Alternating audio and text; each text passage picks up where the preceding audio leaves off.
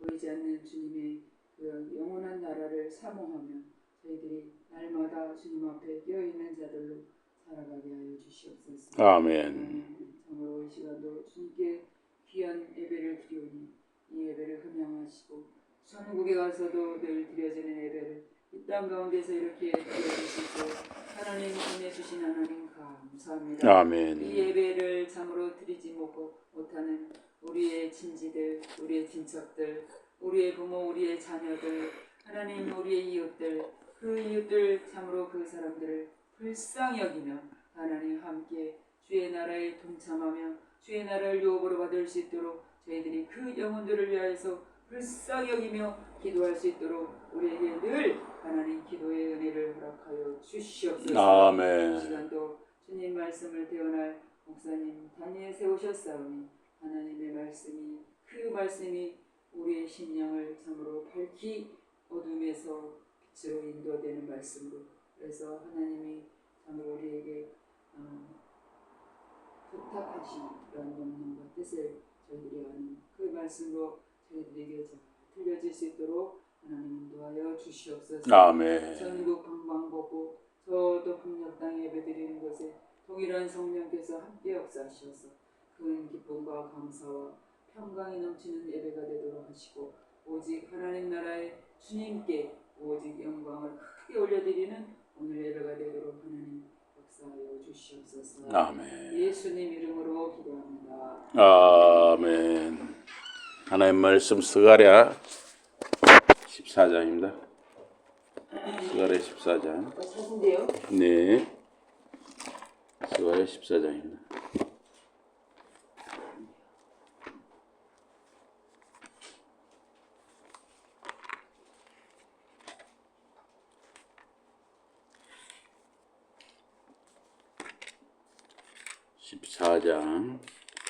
다 안 보고요.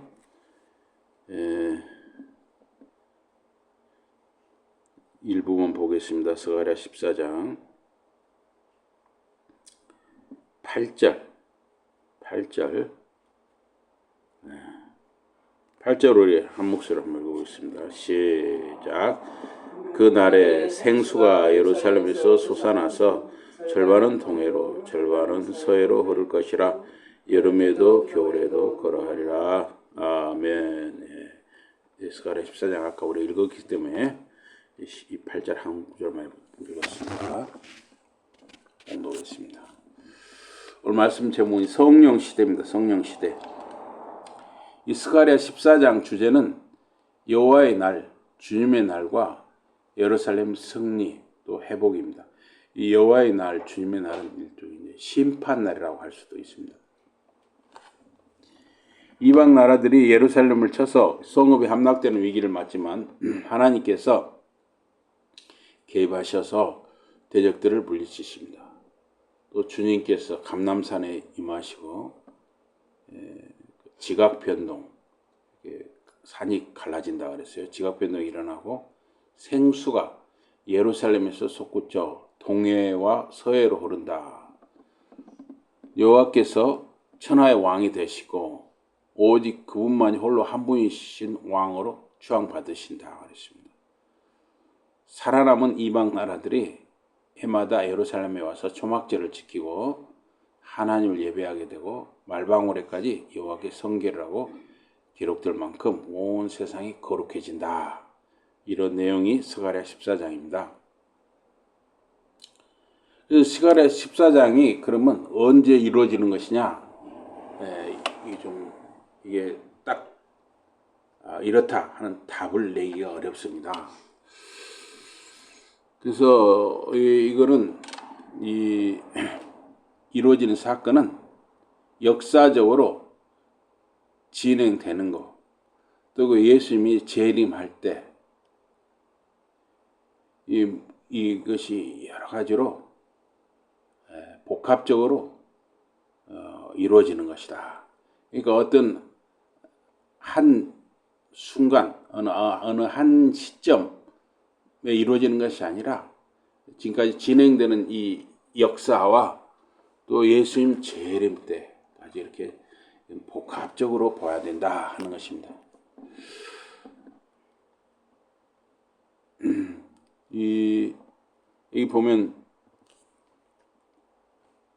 14장 1절에서 2절까지 이거는 보면 바벨론이 예루살렘을 침공했을 때 바로 14장 2절처럼 그런 일이 일어났거든요. 성읍이 함락되고 가옥이 약탈되고 부녀가 욕을 당하고 성읍 백성이 사로잡혀가고 남은 백성은 성읍에서 끊어지지 않는다. 이런 일은 사실은 역사적으로 바벨론 침공이라든가 또 아수르 침공이라든가 이런 때 있었던 일이고, 또 주 70년에 또 이제 로마가 침공을 해가지고 그 예루살렘 성과 성벽 성전이 다 또 무너지는 사건이 생기죠. 그래서 역사적으로 보면 그런 사건들이 이렇게 있는 것이죠. 예. 그래서 신구약 중간기라는 것은 말라기서와 마태복음 그 사이에 약 400년의 공백이 있거든요. 그래서 이 구약 성경이 완성된 구약 성경과 마태복음이 시작되는 그 사이에 약 400년의 공백기가 있는데, 이 신구약 중간기 이때를 마카비 혁명기라고 합니다. 그래서 마카비 혁명이라는 게 뭐냐면 주전 167년에서 160년에 약 7년간에 걸쳐서 유대인들이 이 셀류코스 제국, 이게 헬레니즘, 그러니까 이제 그 알렉산더 대왕이 그 지중해 연안을 다 정복하고 페르시아까지 다 정복하고 또 저 베트남까지도 다 이렇게 정복할 때가 있었어요. 알렉산더 대왕. 근데 알렉산더 왕이 일찍 죽었잖아요. 31살인가 죽었어요. 31살에. 그래가지고 그 밑에 장군들이 그 제국을 나눠 가졌습니다. 그래서 4제국으로 갈라지거든요. 근데 그 중에 한 제국이 바로 이 셀류코스 제국인데, 이 셀류코스 제국이 그 팔레스타인, 이스라엘이 있는 그 땅, 또 터키까지 이렇게 지배를 했거든요. 근데 이 셀류코스 제국이 그리스 문화를 자꾸 유대인들이나 그 이스라엘 사람들에게 강요를 한 것이죠. 또 종교적으로도 박해를 하고. 그러니까 유대인들이 자기들은 절대 양보할 수 없다. 자기들이 유대교, 이 여호와 신앙은 절대 양보할 수 없다 해서 무장 독립투쟁을 일으킵니다. 이 혁명이 이제 마카비 혁명인데, 이거는 유대교 순수성을 지키고 정치적인 독립을 정치하는 것이었어요. 그래서 그 셀류코스 제국의 안디오코스 4세 에피파네스가 예루살렘 성전을 모독하고 할례와 안식일 주수 등 유대교 관습을 금지하고 헬레니즘 우상숭배, 그리스 우상숭배를 강요를 했어요. 이런 내용들은 유대인들로서는, 이스라엘로서는 전혀 받아들일 수가 없었죠. 그래서 목숨을 걸고 싸운 것이죠. 그래서 제사장 마타디아스와 그의 아들 유다 마카베오라는 뜻이 망치라는 뜻이랍니다. 유다 마카베오를 중심으로 한 하스몬 가문이 게릴라 전술로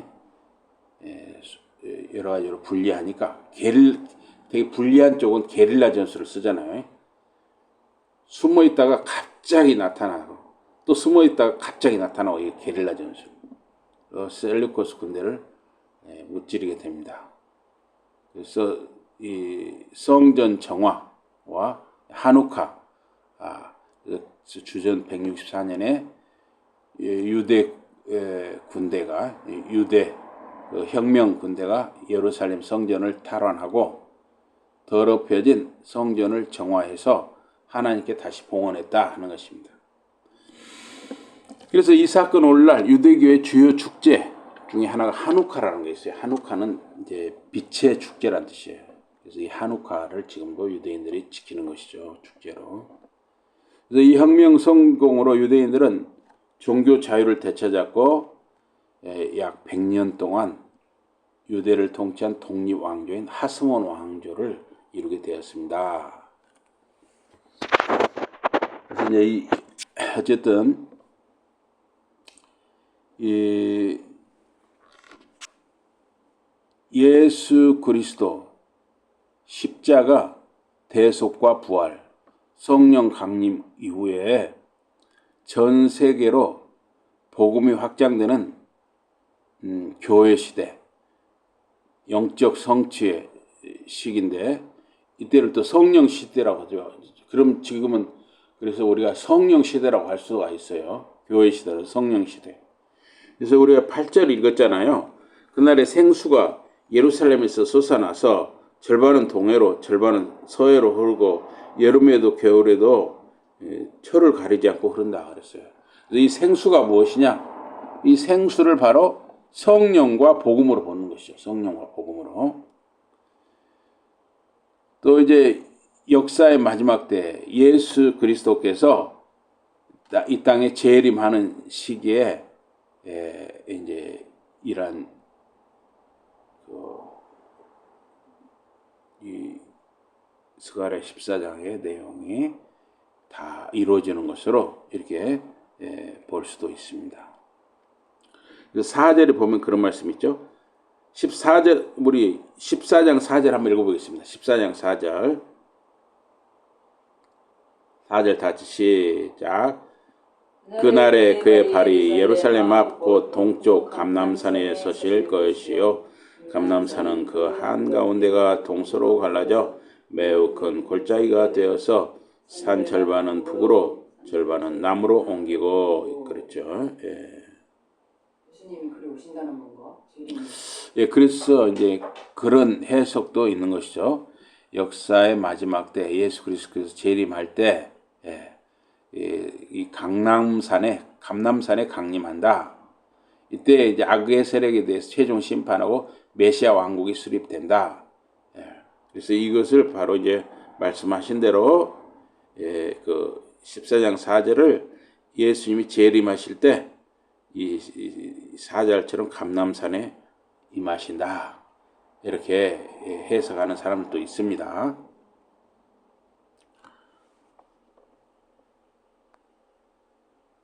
그래서 그런데 이제 우리는 이것이 100% 정답이다.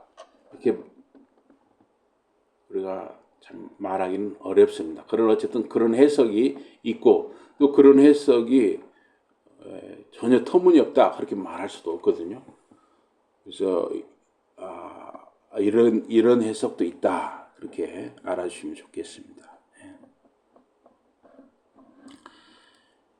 이 주전 6세기경에 6세기 후반에 바벨론 포로에서 돌아온 유대 공동체가 성전을 다시 이제 바벨론 군대가 무너뜨린 성전을 또 성벽을 다시 세우게 되는데 그러니까 주전 516년에 제2성전 솔로몬 성전이 무너졌기 때문에 다시 세운 스룹바벨 성전 그게 이제 제2성전이 있거든요. 그러나 성전이 지어진 뒤에도 그런 다윗이나 솔로몬 시대의 영광이라든가 또 메시아 시대가 온 것이 아니잖아요. 그래서 유다는 여전히 페르시아 제국의 그냥 속국 식민지에 불과했습니다. 또 가뭄이라든가 가난으로 백성들의 삶은 참 어려웠어요. 그러다 보니까 또 이제 그 스룹바벨 성전은 솔로몬 때 성전에 비해서 또 이제 초라하고 굉장히 없는 살림에 쪼개서 그걸 짓다 보니까 얼마나 초라하겠어요. 그러다 보니까 과연 하나님이 우리와 함께 하시는가, 이런 회의, 의심, 영적 침체, 이런 것이 좀 그 포로에서 돌아온 유대 공동체에 이렇게 퍼져 있었어요. 또 주변 이방 사람들, 사마리아, 에돔, 암몬, 이런 사람들이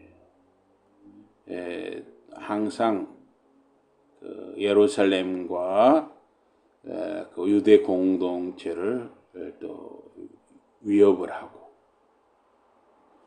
그런데 그 당시는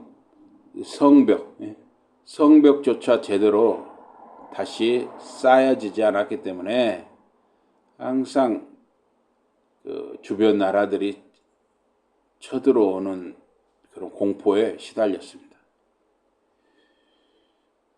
그래서 천하 만국이 모여 예루살렘과 싸우리라 그랬잖아요.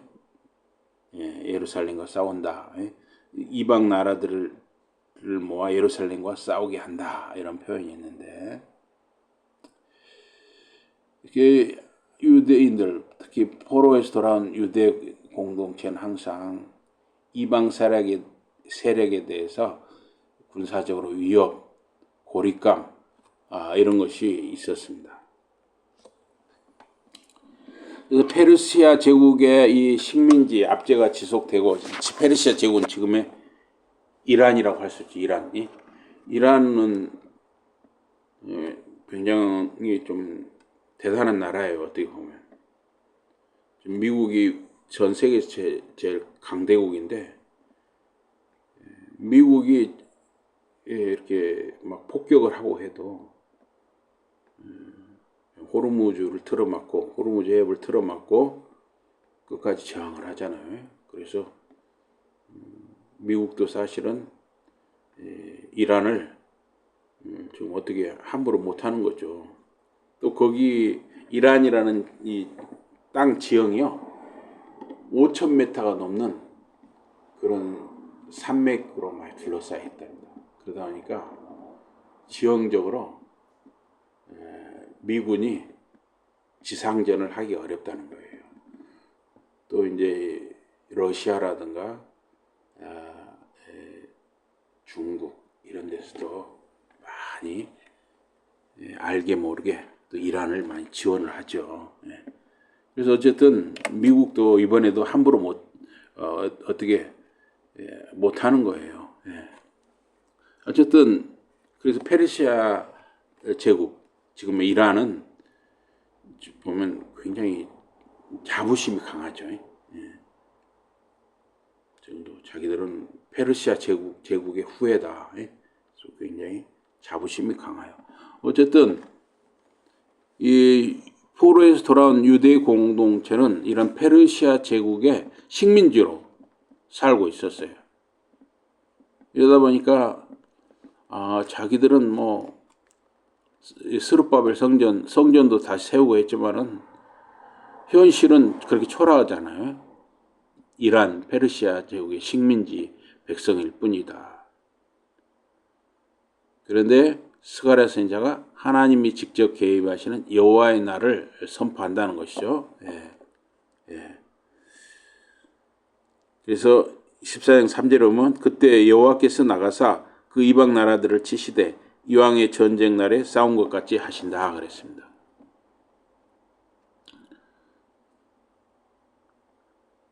어쨌든 하나님께서 친히 감람산에 강림하셔서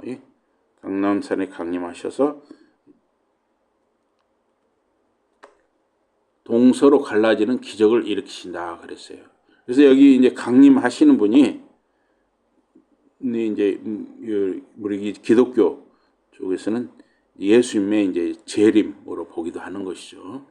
그래서 하나님께서 신이 감람산에 강림하셔서 동서로 감람산이 갈라지는 기적을 일으키신다. 그래서 백성들이 도망할 길을 열어 구원하신다. 5절.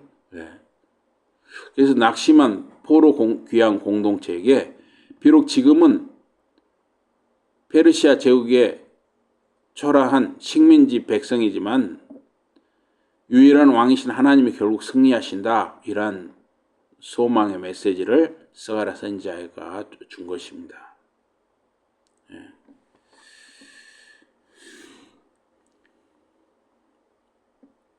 그래서 여기 9절에 보면은 9절에 우리 9절을 같이 한번 읽어보겠습니다. 9절입니다. 다 같이 시작. 여호와께서 천하의 왕이 되시리니 그날에는 여호와께서 홀로 한 분이실 것이요 그의 이름이 홀로 하나이실 것이라.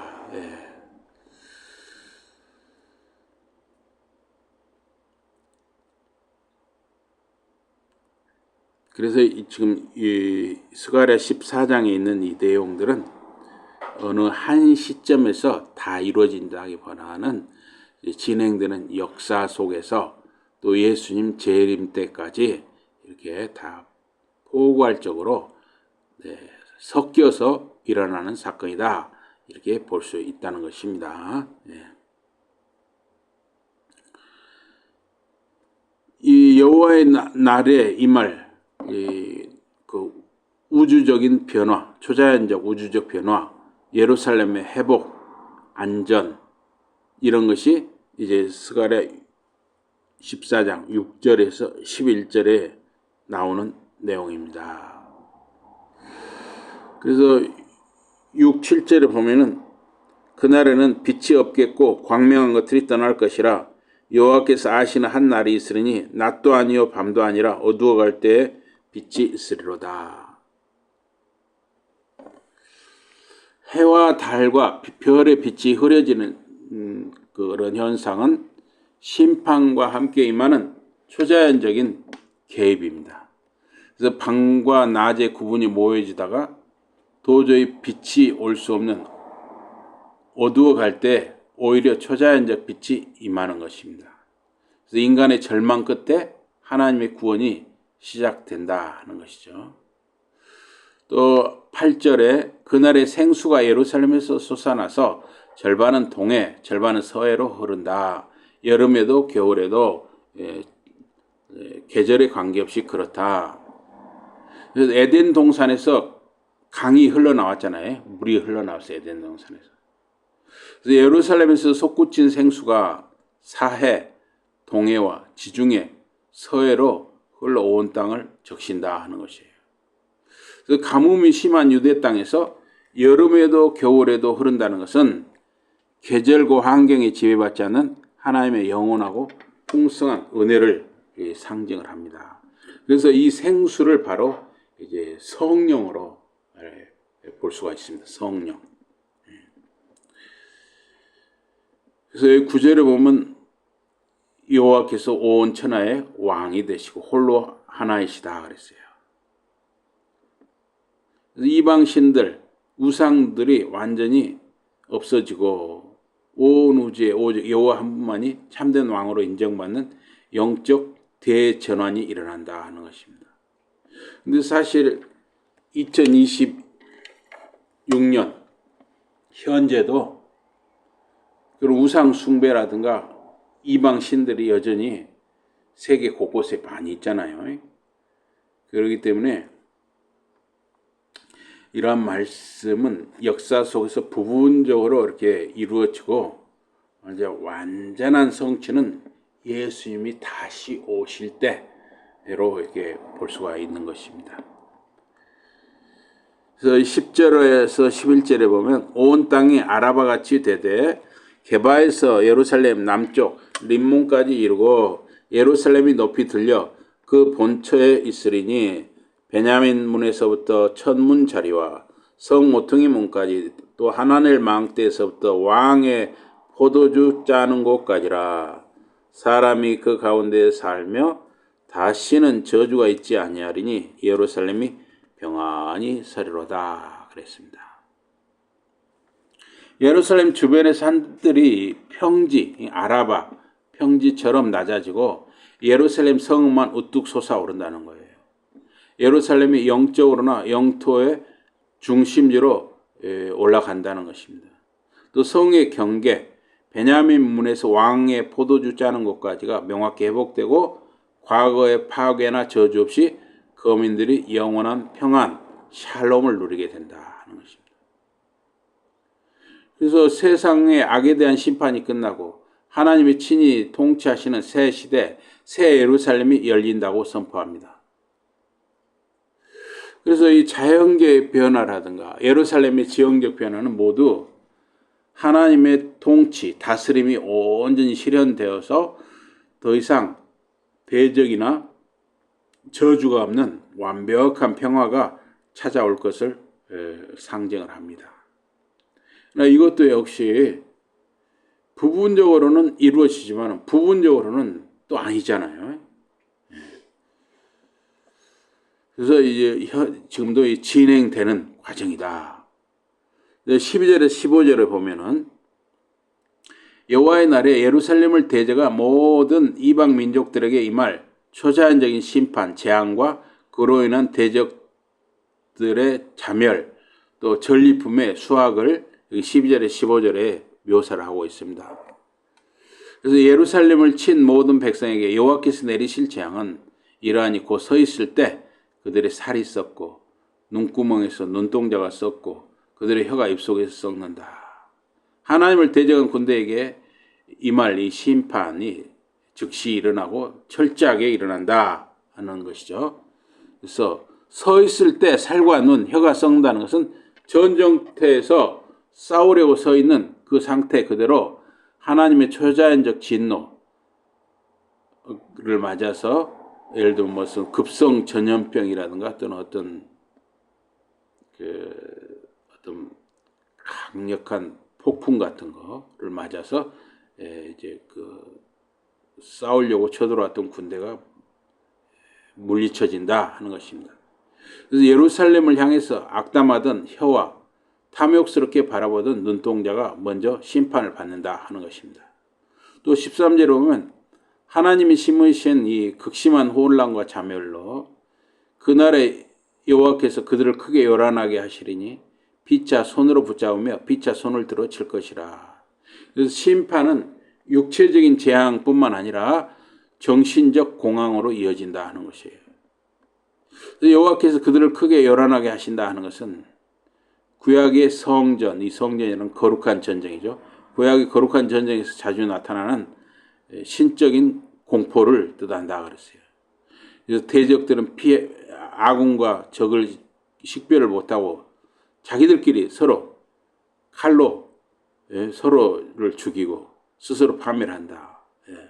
실제로 보면 사사기, 기드온 300명하고 싸울 때 적들이 이게 그런 일이 일어나고 또 그 구약 시대에 보면 적들이 쳐들어왔다가 하나님의 이제 그 도우심과 개입하심으로 적들끼리 서로 자기들끼리 칼로 치고 찌르고 하다 자기들끼리 자멸하는 그런 일들이 있죠, 실제로. 그래서 14절에 보면 유다의 동참과 전리품의 수확. 유다도 예루살렘에서 싸우리니 이때 사방에 있는 이방 나라들의 재물 곧 금과 은과 의복이 심히 많이 모여질 것이라. 그래서 낙심해 있던 유다 백성들이 용기를 얻어서 예루살렘을 지키기 위해 싸움에 동참한다는 거예요. 전쟁의 결과로 사방의 이방 나라들이 가져왔던 거대한 재물, 금, 은, 의복이 예루살렘으로 모이게 된다. 이거는 과거 출애굽 때 이스라엘이 애굽의 재물을 취했던 것처럼 애굽에서 많은 재물을 애굽 사람들한테 받아서 나왔잖아요. 하나님의 최종 승리 후에 백성들이 누릴 풍요와 보상을 상징을 하기도 한다 하는 것이에요. 또 15절에 보면 대적들의 가축에까지 말과 노새와 낙타와 나귀와 그 진에 있는 모든 가축에게 내릴 재앙도 그 재앙과 같다. 재앙이 인간 군대뿐만 아니라 그들이 타던 말, 노새, 낙타 등 모든 가축에게도 동일하게 임한다는 거예요. 그래서 대적들의 군사적인 기동력, 운송수단이 마비되고 여호와를 대적한 진영 전체가 철저히 진멸, 해렘 대상이 된다. 교회가 아무리 세상에 거대한 권력에 둘러싸여 위태롭다 할지라도 최종적인 승리는 하나님의 개입으로 이루어진다는 것입니다. 인간의 군사력이 아니라. 그래서 하나님을 대적하고 교회를 박해하는 세력은 육체적, 정신적, 물질적으로 심판을 피할 수 없다는 것이에요. 그래서 성도들이 겪는 고난은 결국 대적들의 전리품을 취하는 풍성한 승리와 영광으로 보상받게 된다는 것입니다. 또 여기 16절에서 21절을 보면 온 천하가 예루살렘을 중심으로 하나님을 예배하고 모든 일상이 거룩해지는 우주적 성결의 상태를 선포합니다. 그래서 예루살렘을 치러 왔던 이방 나라들의 남은 자들이 매년 예루살렘으로 올라와서 왕이신 만군의 여호와께 경배하고 초막절을 지킬 것이라고 선언합니다. 이 초막절이라는 것은 광야 생활 동안에 보호하신 이 하나님의 은혜를 기억하고 출애굽의 구원을 기념하는 축제이면서 또 최종적인 추수감사제입니다. 초막절은 하나님의 최종 구원과 다스림에 대한 감사와 경배예요. 예배하러 올라오지 않는 족속에게는 비를 내리지 않으시는 재앙이 임하는 거예요. 그래서 하나님의 온 우주의 자연계와 생사를 주관하시는 유일한 통치자시라는 것입니다. 그런데 여기 14장에 왜 하필 초막절이냐는 것이죠. 이런 다른 절기들도 있잖아요, 유대인들에게. 근데 왜 하필 여기 초막절이냐?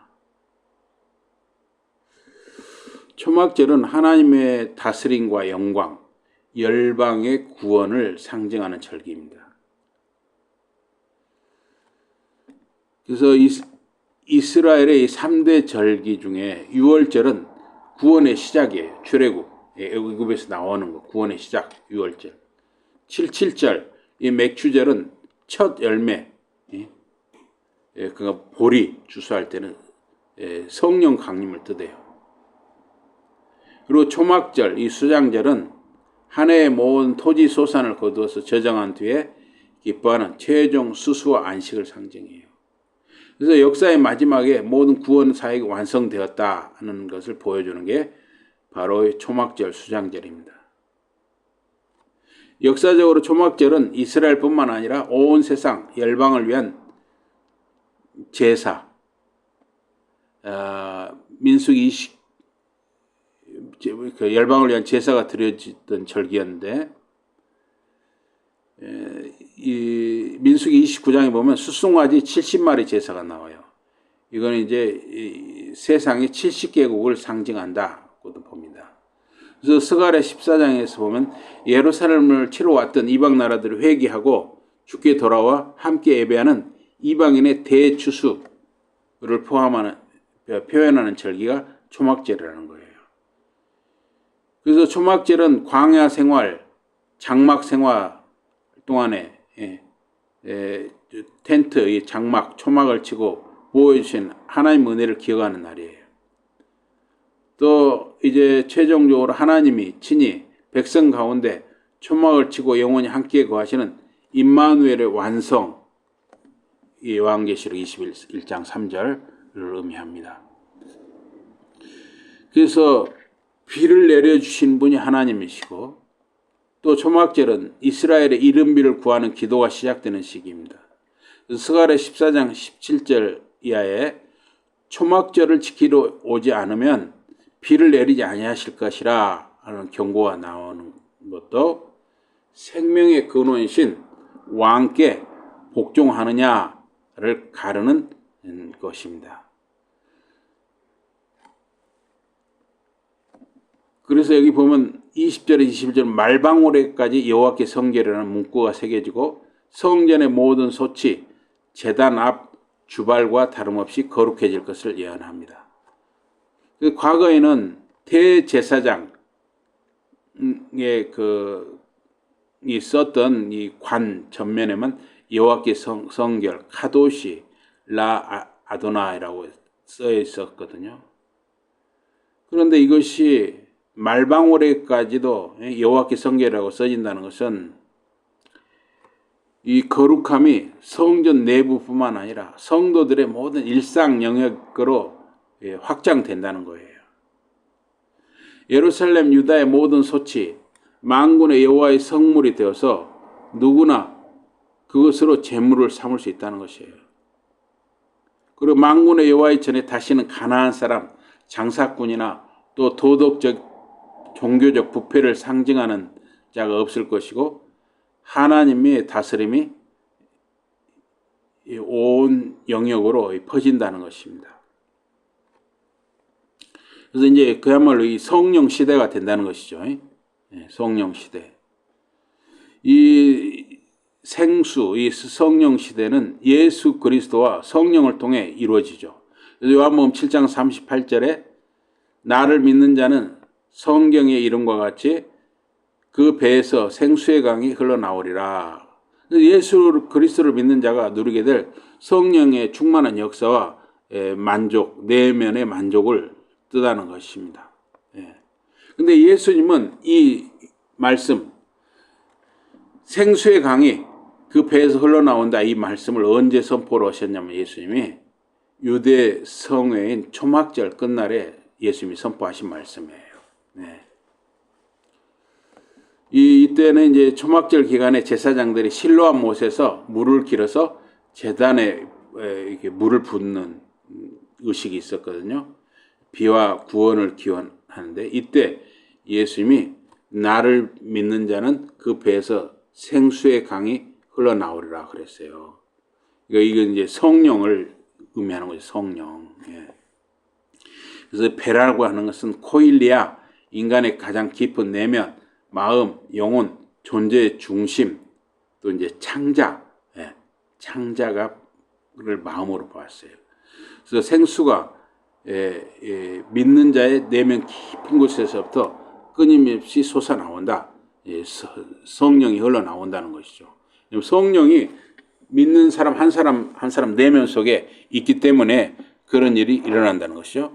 그래서 예수님이 십자가, 죽음, 부활, 승천 이후에 오순절에 성령이 임하시고 실제로 이제 그런 성령이 강처럼 넘쳐서 그런 역사가 이루어진 것이죠. 그래서 성령의 시대가 이루어진 것이죠. 지금 물론 그렇다고 해서 온 세상 사람들이 이런 성령 시대의 혜택을 받는 건 아니죠.